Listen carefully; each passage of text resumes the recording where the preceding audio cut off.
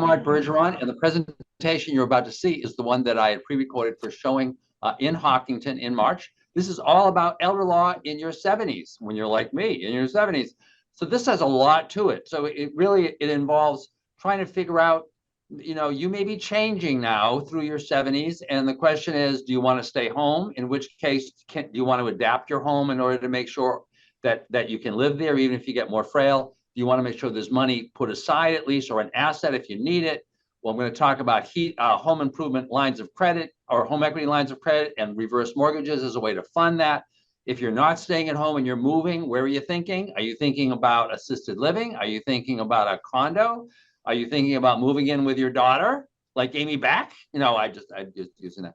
And in that case, there are disadvantages and advantages to doing each of these things. So we talk about all that stuff. So if you're in your 70s, this is one you really ought to watch. With me is my good friend, Amy Beck, speaking of which, to tell you about what is going on in March at the Hopkinton Senior Center. Amy.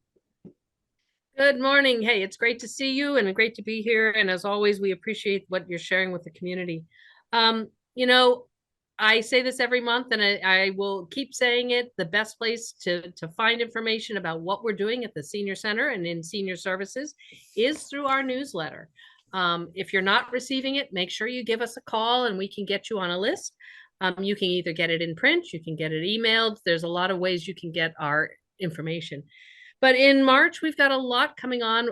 I have to say, I was talking to someone the other day, and we have more programs than ever before.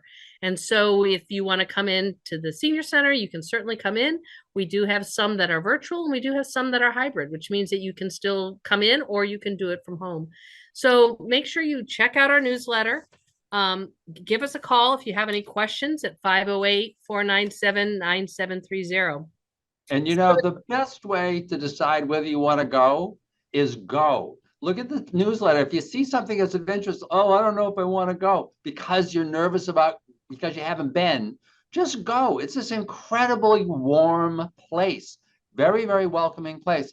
Once you've been, you will keep going back. You will keep going back, and Amy Beck will be there, and she'll be happy to see you. So, Amy, you've given them. Isn't that true? You're always happy to see it. I'm always happy. Absolutely. And anyone here would love to see you. And like I said, one of the big things coming up is our St. Patrick's Day party. So whether you're Irish or not, you're welcome to come. Give us a call. You do need to make reservations by the March 9th, actually. So Make sure you call us, but check out the newsletter. It really has all the information as to what's going on. Hi, I'm Art Bergeron, and welcome to the third of 12 sessions, which I'm calling Elder Law 101. We're talking about life in your 70s, dealing with your 70s. First, we're going to talk about planning to stay home. This is kind of the big issue for so many people, and it's the issue that when you're in your 70s, if you want to stay home and that's your goal, if you're like my friends Frank and Mary, who have kids, Peter, Paul, and Mary Jr., and whose goal in life is to live in their house until they die and be buried in the backyard, the 70s is where that goal needs to be examined and re-examined. By the way, that same goal, I'm assuming, is true if you're Mary's sister Peg or her daughter Peggy. Even if you're single, you're thinking out the same thing, and all of the issues that I'm talking about today are going to apply whether you're married or single. So the first question, if you really want to stay home, is how do you make sure that the home is going to continue to be safe? There are things that just need to be taken care of about the home. And then you want to make sure that that home is going to be safe for you, even if you're getting older, where the issues might change, where your risks of falling, the risks that are around the house are going to change, not because the house is changing, but because you're changing. So the question is, do you need to modify that house just in case you become incapacitated? And if you're planning to stay home for the rest of your life, do you want to make sure that you have the resources to get the care that you might need in order to do that, in order to be able to stay home? So we're going to talk about all of those issues. The core about this plan that you need to develop is hope is not a plan. I talk to seniors all the time who are saying, well, I'm just going to kind of hope for the best. Well, that's kind of okay, but it's really kind of not going to prepare you for the way that your life might play out. So it's really, really important to try to get a more, to really think this out, So to be able to figure out that plan, you first of all need to be able to figure out kind of what are your resources. So I'm using two examples. As many of you know, I do a lot of work in the Metro West area where I live. I live here in Marlborough, which is where I'm filming actually, and I also do a lot of work on the islands. Frank and Mary are in both of these scenarios have assets that are basically the same except for their house. Frank has an IRA worth about $400,000. They've got joint savings worth about $300,000. The difference, of course, is around here that means they've got total assets of about $1.1 million because their house worth about $400,000. On the islands, that means they've got assets of about $1.7 million because their house is worth $1 million. So that may affect your thinking on this, but the point is you need to know what your resources are. And in this case, I'm assuming that Frank's income is $2,000 a month from Social Security. Mary's is half of his, $1,000 a month in Social Security. So in that situation, the question is, how do you plan to get to the goals that he's trying to achieve? How do you plan to make sure that your house is going to be safe, your house is going to be affordable, and that you can have the funds available for the home care that you might need? First, where do you get some of that advice? Well, the senior center, your senior center, is typically a great place to start. They can talk to you about what resources there are to help you figure this out. A second one is the Aging Services Access Point, which in our area had traditionally been called Bay Path Elder Services. They are now called Springwell. Bay Path has merged into Springwell. On the islands, it's Elder Services of Cape Cod and the islands. Finally, there are geriatric care managers, folks who have really decided that they want it to be their business to help people like you figure all of this out, both figure out how to plan for your needs as you get older, and then actually figuring out how to deal with that. I'm going to actually do a separate presentation. For each month that I do a presentation like this, I'm doing a series of shorter clips called Bergeron Briefs. One of those clips, they're 15-minute presentations, is going to be an interview with a geriatric care manager so that you can get a better understanding of what those folks may be able to do for you. So one of the questions, as I mentioned, is you want to make sure that the house is safe, that it's safe kind of in general, that the roof's not leaking, that the heating is still working, and probably all of those things are working for you right now. But the question is, if you're planning on staying in your house now through your 70s, from this point on, Frank and Mary's income is pretty much frozen. They've got the assets they've got. So you need to make sure that you've got the resources if the house needs it to do something.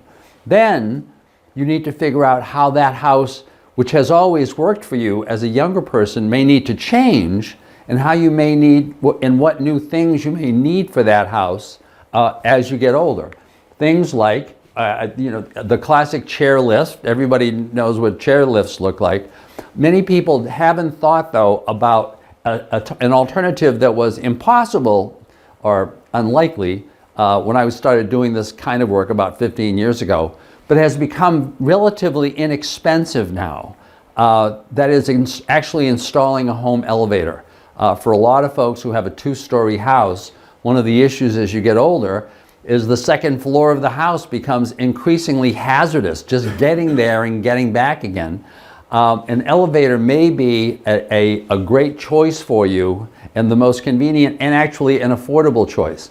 Then there are issues about trying to improve the lighting, trying to maybe adapt the appliances that are in the kitchen, doing a number of other home improvements that really might improve the safety of your location. Once again, you may want to have someone come in who is a professional, like a geriatric care manager, who can, among other things, look at your house and recommend some things that you might want to consider.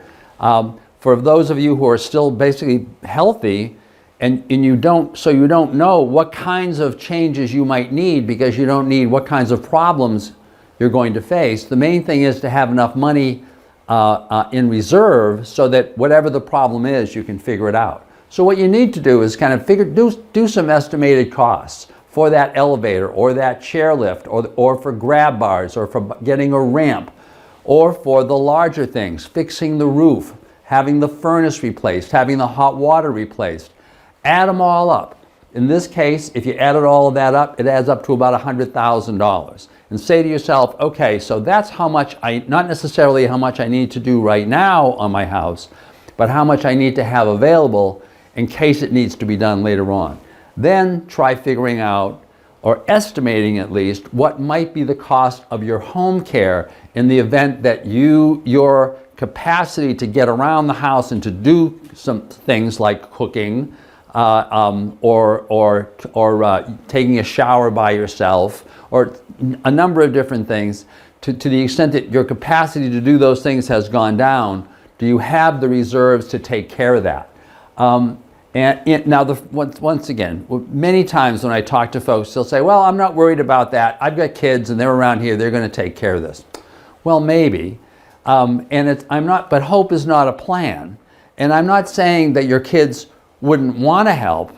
All I'm saying is, and trust me, I've had a lot of experience with this, many kids who want to help run out of gas. They just, you're helping, but your children, many of them have their own lives. They have children, they have jobs, they have all of this other stuff.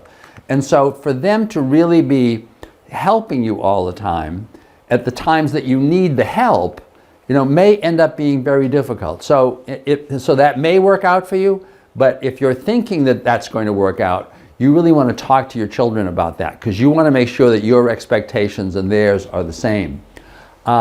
If you believe, as is true in most cases, that you're going to need some additional help, estimate the cost of that care. So you can't do this precisely because you're not sure exactly what you're going to need, but you can figure out 24/7 care is typically out of the question. 24/7 care by independent caregivers. Typically the cost of care in these areas is about $25 an hour or higher. There are 8,760 hours in a year. At that price, that would cost $219,000 to have home care. That's more than nursing home care, right? On the other hand, for most people, and once again, I'm talking from a lot of experience, for most people, you typically won't need a caregiver all the time. You'll need a caregiver at certain times so that you can do certain things. So that when you get up in the morning, somebody can help you get dressed. So that if you're showering or using the bathtub, somebody can help you with that. If you're having meals prepared, someone can help you prepare the meals. Someone can do the shopping. There are a set of things that need to get done. They're not 24/7 things, right? And so for most people, this is kind of a reasonable expectation of what you might need. So estimate that those tasks will take 4 hours a day. 4 hours a day times $25 an hour is 100 times 365 days is $36,500. So assume that that's what you need and figure that you're trying to project out that number for some period of time. I'm using 5 years. Saying to yourself, if your health is really deteriorated at the end of those 5 years, you may actually need to be moving out of that home, or you may need nursing home care, or you may have died. I mean, just to be realistic. So estimate that that's the amount that you're going to need. Now, you add up the house of the cost, the home repairs, and the cost of the home care, $282,500. Remember the assets that Frank and Mary had available. Certainly with their assets, Frank and Mary could probably legitimately say that they could cover costs like that. But the question is, what if you're Frank and Mary and you're saying to yourself, my worry is not that I'm going to end up dying with too much money. My issue is I may die with not enough money. I may have run out of money before I die. So if that's the worry, then the kind of obvious place to go to find those extra assets, if you want to stay in your home, is your home. In this example, Frank and Mary have no mortgage. The question then is, what are your options in that case? Well, typically you don't want to go out and get yourself a first mortgage at this point because the monthly payments are so high and because they're going to include repayment of principal, which given your age, the mortgage is going to outlive you. It's going to get paid off after you die. So better then to have a mortgage to be borrowing money on your house where you're only paying interest. There are two ways to do that. One is to get a HELOC, a home equity line of credit. We're going to talk a little bit about that. The other is to get a reverse mortgage. There is also, by the way, a tax deferral program that is available in every community, but you should talk to your assessors about that, through which you could, depending on what your income is, and this is not asset-based, what your income is, you may be able to defer your taxes, your real estate taxes, until you die. Effectively, it's the town or the city giving you a reverse mortgage. So a HELOC, home equity line of credit, typically these HELOCs are available for up to 75% of the value of the property. So that's the loan to value ratio. On a $400,000 house, that would mean about $300,000. The advantage is they're the closing costs are typically low, about $1,000. And what you're doing is you're basically doing a line of credit. You're getting a credit card that is backed up by a mortgage. So like with any credit card, you're not paying any interest unless you're actually borrowing the money. Typically, these lines of credit last for about 10 years. And at the end of that period, you stop being able to borrow and start being required to pay back that line of credit together with principal, so that the whole thing will be paid off during typically the next 10 years. The only problem with that is that at that point, when you think to yourself, when this is going to start getting paid back, that may be the very point where you're having some cash flow issues. So there's going to be an income requirement in order to qualify, because you need to be able to show you can make those monthly payments. The mortgage is going to be due on death or on transfer. The second possibility is a reverse mortgage, which is really the same thing as a home equity line of credit. It's a line of credit that is backed up by a mortgage, a credit card that's backed up by a mortgage. Now, in the case of reverse mortgages, you are not required to make monthly payments. The interest simply will accrue. At the end of a month, any interest that would have accrued on the amount that you had borrowed will simply get added to the principal. So the following month, the principal grows a little bit. At 70, given current interest, and basically the reverse mortgage companies figure out how much they'll lend you by taking the value of your house and by taking the age of the younger of if there's a couple, the younger of the two people who is borrowing the money. At age 70, Frank and Mary, on a $400,000 house, for example, could get about $218,000. Now, the closing costs on these reverse mortgages tend to be high because they build in contributions to a loan insurance fund, which basically covers the cost for folks who end up not being able to repay their reverse mortgages. Because the thing about a reverse mortgage is first of all, once again, the interest simply accrues. Secondly, if there is ever a foreclosure, the only amount that is owed is it's never more than the value of the house. There is no individual debt to anyone, to you, to your children, or anyone, regarding a foreclosure. And once again, one of the big benefits of these, there are no monthly payments. I'm going to do a Bergeron Briefs segment this month. Once again, it'll be about 15 minutes long, in which I'll interview a reverse mortgage person so we can talk a little bit more about these. Once again, as in the case of the home equity line of credit, these are due on sale or due typically a year after your death, although some reverse mortgages are due immediately after death or shortly after death. Finally, there is a state program called the Home Loan Modification Program, which will lend you up to $50,000 to deal with issues if at that point you're having disability issues, you're having problems getting around the house and stuff. It's 0% interest. Your maximum income in order to qualify for this program, there is a cap. You can't be making more than $190,000 a year. So most of you who are watching are going to qualify for this. Once again, there are no monthly payments. The mortgage is due on sale or death. So that's how to figure out whether you can stay at home.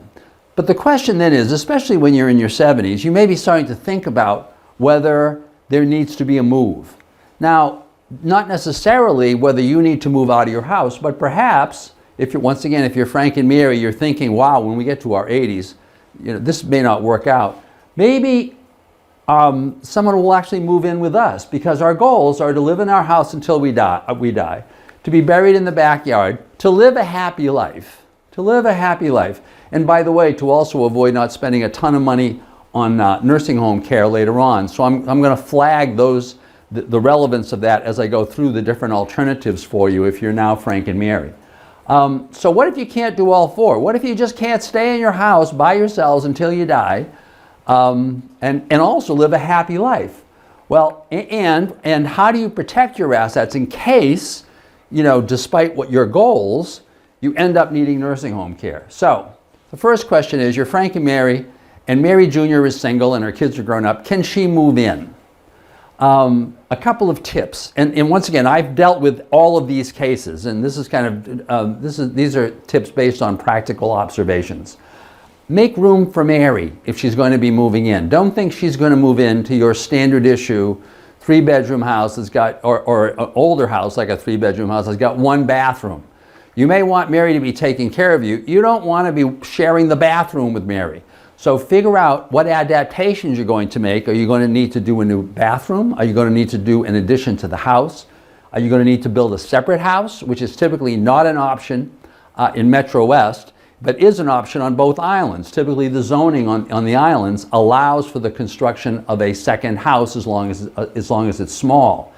Make clear what the rules are between you and Mary regarding any payments that you're going to make to Mary or any payments that she's going to make to you. Remember, if she's helping you while she's at home, any assistance she's giving you is presumed to be done out of love and affection, unless it's done pursuant to a written agreement and she's keeping track, that's calculating the hours that she's helping you every day, and she's keeping track of all that. Second possibility, if Mary's moving in, is you may want to actually give the house to Mary because she's doing this. If that's the case, you may want to put it in your will. You probably don't want to just give her the house.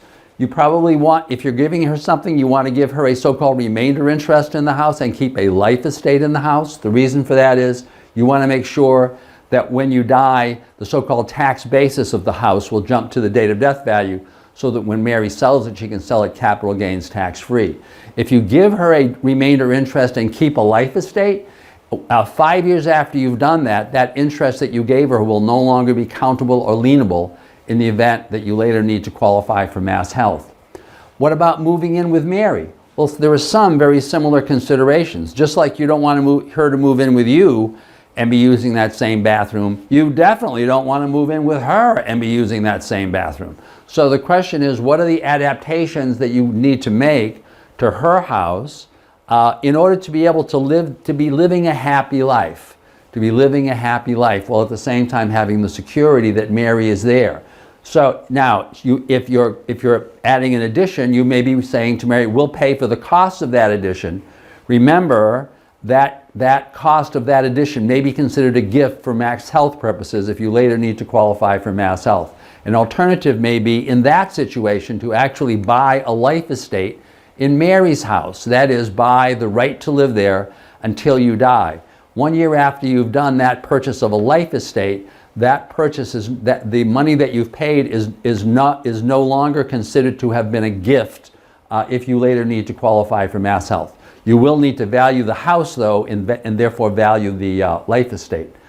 Remember also, if you're moving in with Mary, to the extent that you're paying her and she's helping you out, that's going to be considered a gift. It's going to be presumed to be a gift. A better way may be to actually be paying her room and board. Get a calculation from a broker of what room and board would be in that community and pay her that amount. That's not going to be considered a gift. It's going to be considered a legitimate transfer if you later need to qualify for mass health. Then, of course, there's a possibility of buying another house. To simplify, so the goal of the house would be, if you're going to do this, you're trying to shrink down, you're also trying to make it safe. So the new house, make sure that the new house doesn't have the same problems the old house does, right? Make sure that the washer and dryer are not in the basement, because that's one of the places, the most likely places you're going to have an accident is going up and down the stairs with the clothes, right? Ideally, try to shrink, if your problem is possibly stairs, shrink from a two-story house to a one-story house.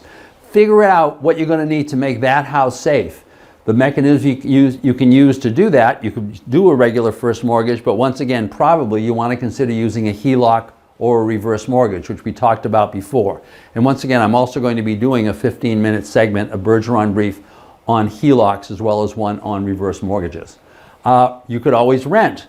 You could rent it at senior housing, you could get your own apartment, or you could do assisted living. If you're going to senior housing, remember, there's a waiting list, and those waiting lists are getting longer and longer as more of us are getting old. So check out, if you're thinking about this in the future, you may want to put in your name now. You may want to look at the apartment size on in senior housing, just to see if the space is going to work for you.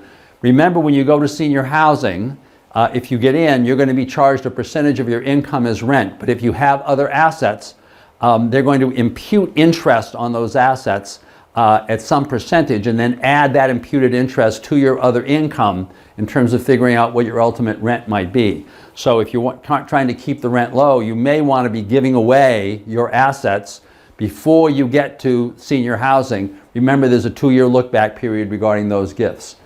You may want to move to an apartment. Once again, the question is going to be, is it safe? Do you have and is it going to give you the kind of flexibility that you're going to need? Finally, there's assisted living. Regarding assisted living, what you want to do, don't assume you can't afford assisted living. Shop around to the different assisted living communities, figure out what the prices are, then figure out how those prices compare to where you're living and whether you can afford to pay the subsidy. Look at what you're now paying for your house, for house insurance and cleaning, for utilities and food. The assumption that I'm making when I did those numbers for Frank and Mary is that they're spending about $3,200 a month. They're earning $3,000 a month, remember, which means their subsidy right now is about $200 a month. If they went to assisted living, typically that assisted living is going to be costing them about $6,000 a month. Their income is $3,000 a month, so their subsidy is going to go up. They're going to need a subsidy of $3,000 a month. Remember, in the assumption that I made about Frank and Mary and Metro West, their total assets, because at this point they'd sell their house, would be $1,100,000, which means they could afford that assisted living for 366 months or 30 years. You can typically afford assisted living, but the question is, what's your situation? So, we've gone through a lot of material. If you've got any questions on this, please let me know. But remember, the goal of life is to sleep well at night.